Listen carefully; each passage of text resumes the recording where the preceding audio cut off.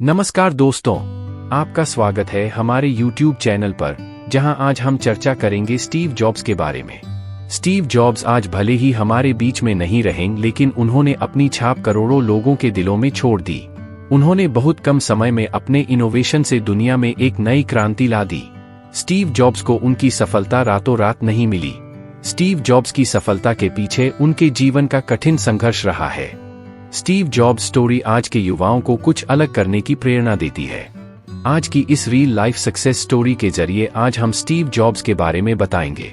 Steve jobs की कहानी के जरिए आप ये जानेंगे कि उनकी सफलता के पीछे उनकी कितनी मेहनत है। स्टीव जॉब्स लाइफ स्टोरी हम सभी के लिए सच्ची प्रेरणा का स्रोत है। स्टीव जॉब्स की जिंदगी से जुड़ी प्रेरणादायक बातों को इस इंस्पिरेशनल स्टोरी के जरिए अवश्य जानें। जीवन परिचय। स्टीव जॉब्स का जन्म 24 फरवरी 1955 को कैलिफोर्निया के सैन फ्रांसिस्को में हुआ, लेकिन बहुत जल्द ही वो दुनिया को अलविदा कह गए। साल 2011 में कैंसर की बीमारी के चलते उनका निधन हो गया। स्टीव जॉब्स ने अपनी जिंदगी का हर दिन ऐसा जिया कि जैसे ये उनका आखिरी दिन हो। स्टीव जॉब्स 12 जून 1955 को स्टैनफोर्ड यूनिवर्सिटी के एक प्रोग्राम में शामिल हुए, जहां उन्होंने अपनी जीवन का सबसे प्रसिद्ध भाषण स्टे हंगर स्टे फूलिश दिया, जिसमें उन्होंने अपनी जिंदगी से जुड़ी 3 कहानियां बताई।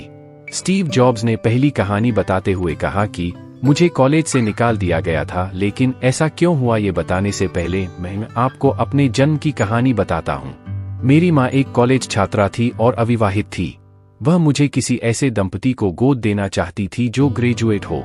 मेरे जन्म से पहले ही ये तय हो गया था कि मुझे एक वकील और उनकी पत्नी गोद लेंगे, लेकिन उनको बेटा नहीं बेटी चाहिए थी। मेरे जन्म के बाद जब उन्हें पता चला कि बेटा हुआ है, तो उन वकील दंपत्ति से पूछा गया कि क्या वो मुझे गोद लेंगे, और वो अचानक तैयार हो गए। मेरी माँ को जब पता चला कि मुझे गोद लेने वाले दंपत्ति पढ़े लिखे नहीं हैं, तो मेरी माँ ने मुझे गोद देने से मना कर दिया। लेकिन मेरी माँ उस समय नरम पड़ गई जब उन्होंने कहा कि वो मुझे कॉलेज भेजेंगे। 17 साल की उम्र में मुझे कॉलेज में दाखिला मिल गया, लेकिन उस समय मुझे लगा कि मेरे माता पिता की सारी कमाई मेरी पढ़ाई में खर्च हो रही है। मुझे समझ नहीं आ रहा था कि मैं अपनी जिंदगी में क्या करूंगा। आखिरकार मैंने कॉलेज ड्रॉप करने का फैसला किया और सोचा कि कोई काम करूंगा। उस समय शायद यह निर्णय सही नहीं था, लेकिन आज जब मैं पीछे मुड़ के देखता हूँ तो मुझे ये लगता है कि मेरा निर्णय बिल्कुल सही था। उस समय मेरे पास रहने के लिए कमरा नहीं था, तो मैं अपने दोस्त के कमरे में जमीन पर ही सो जाता था। साथ ही मेरे पास खाने के लिए पैसे नहीं थे, तो मैं कोक की बोतल बेचता था ताकि जो पैसा मिले उससे मैं खाना खा सकूं। और कभी कभी खाने के लिए मैं 7 मील पैदल चलकर कृष्ण मंदिर जाता था। रीड कॉलेज कैलीग्राफी के लिए पूरी दुनिया में फेमस था। पूरे कैंपस में हाथ से बने हुए बहुत ही खूबसूरत पोस्टर लगे हुए थे, तो मेरे मन में भी उसे सीखने की इच्छा जागी। मैंने सेरिफ एंड सैंस सेरिफ टाइपफेसेस सीखी। मैंने इसी टाइपफेसेस से सीखकर अलग शब्दों को जोड़कर टाइपोग्राफी तैयार की। 10 साल बाद मैंने पहला मैसिंटोश कंप्यूटर डिजाइन तैयार किया। खूबसूरत टाइपोग्राफी के साथ यह मेरा पहला कंप्यूटर डिजाइन था। यदि मैं कॉलेज से नहीं निकलता और कैलीग्राफी नहीं सीखता तो शायद मैं ये सब नहीं कर पाता।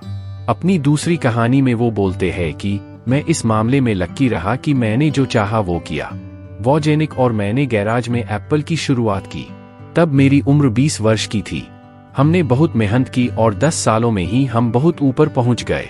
एक गैरेज में 2 लोगों से शुरू हुई कंपनी 2 बिलियन लोगों तक पहुंच गई और इसमें 4000 कर्मचारी काम करने लगे। हमने अपने सबसे बेहतरीन क्रिएशन मैसिंटोश कंप्यूटर को रिलीज किया।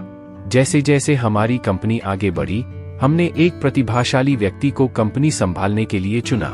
पहले साल तो कंपनी ने अच्छा काम किया, लेकिन भविष्य को लेकर हमारा जो विजन था वो फेल हो गया।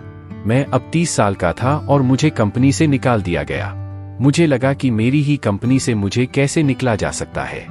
इसके बाद 5 सालों में मैंने नई कंपनी नेक्स्ट तैयार की और इसके बाद एक और कंपनी जिसका नाम पिक्सार था। पिक्सार ने दुनिया की पहली animated feature film toy story बनाई। इसके बाद एप्पल ने नेक्स्ट को खरीद लिया और मैं वापस एप्पल पहुंच गया। हमने ऐसी टेक्नोलॉजी बनाई जिसने एप्पल को नया जीवन दिया। मुझे लगता है कि यदि मुझे एप्पल से ना निकाला होता तो शायद मैं ये सब नहीं कर पाता। कभी कभी जीवन में ऐसे पल भी आते हैं, लेकिन हमें इनसे घबराना नहीं चाहिए। आप अपनी मंजिल पर नजर रखें और आगे बढ़ते रहें। जीवन में कोई ना कोई उद्देश्य होना बहुत जरूरी है, इसके बिना आगे बढ़ा नहीं जा सकता। जब मैं 17 साल का था तो मैंने एक कोटेशन पढ़ा जो कुछ ऐसा था, आप हर दिन ये सोचकर जियो कि ये आपका आखिरी दिन है, तो एक दिन ऐसा जरूर आएगा जब सही में आखिरी दिन हो। इस बात ने मुझे बहुत प्रभावित किया। 33 सालों में मैं हर रोज अपना चेहरा शीशे में देखता हूँ और सोचता हूँ यदि आज मेरा आखिरी दिन है तो मुझे वो करना चाहिए जो मैं करना चाहता हूँ। कई दिनों तक मुझे अपने सवालों का जवाब नहीं मिला। मैं जल्दी मर जाऊंगा, यह सोच मुझे जीवन में और ज्यादा काम करने की प्रेरणा देती है। कुछ साल पहले ही मुझे कैंसर का पता चला। डॉक्टर ने मुझे बताया कि मैं 3 से 6 महीने ही जीवित रह पाऊंगा। मुझे कहा कि मैं अपने परिवार वालों को अपनी बीमारी और काम के बारे में बता दूं। मैंने अपना इलाज करवाया, सर्जरी करवाई, अब मैं बिल्कुल ठीक हूं। मैंने बहुत ही नजदीक से मौत को देखा। कोई भी मरना नहीं चाहता, लेकिन मौत एक सच्चाई है जिसका सामना सभी को एक दिन करना है। स्टीव जॉब्स वाकई में बहुत बड़ी सोच रखते थे। बिना लक्ष्य के व्यक्ति कुछ भी प्राप्त नहीं कर सकता। किसी को भी कुछ बड़ा करने के लिए एक उद्देश्य का होना बहुत जरूरी, जिसका पीछा करते हुए हम अपनी मंजिल तक पहुंच सकते हैं। If you like the video please like, share and subscribe the channel. धन्यवाद।